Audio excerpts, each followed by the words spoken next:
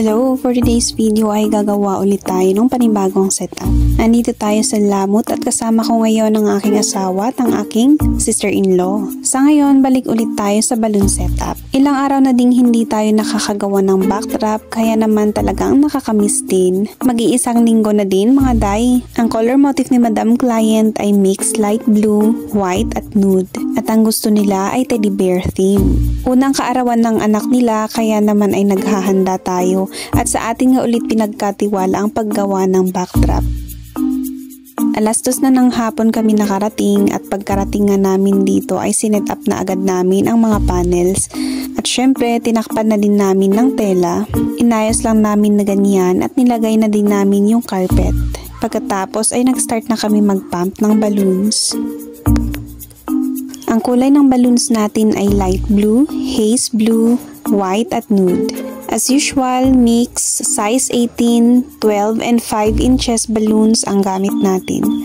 Habang kami nga ay nagpapalipas ng oras sa pagpapump ay syempre nagkukwentuhan lang din ng slide para kahit papano ay hindi boring ang life ba. Marami-raming balloons din yan mga mi. Buti nga rin talaga at nasanay din ang kamay sa pagtali ng ganyan at least hindi na masakit sa kamay. Pagkaraan ng ilang minuto ay medyo mahaba-haba na din ang balloon garland kaya nilabas namin para mailagay na nga din sa panels natin.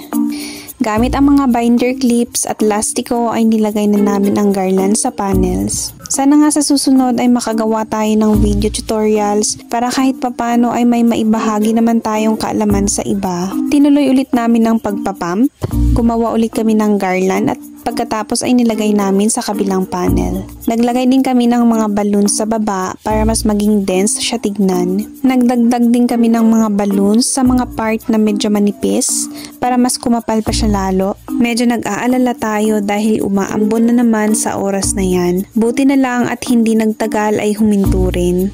Nilagay na namin yung mga cutouts including yung name ng celebrant.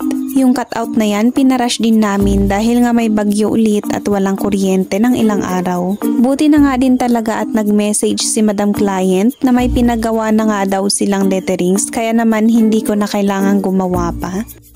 Nilagay na din namin yung mga foil na teddy bears natin. Pagkalipas ng 3 oras na paggawa natin ay ito na ang ating final look.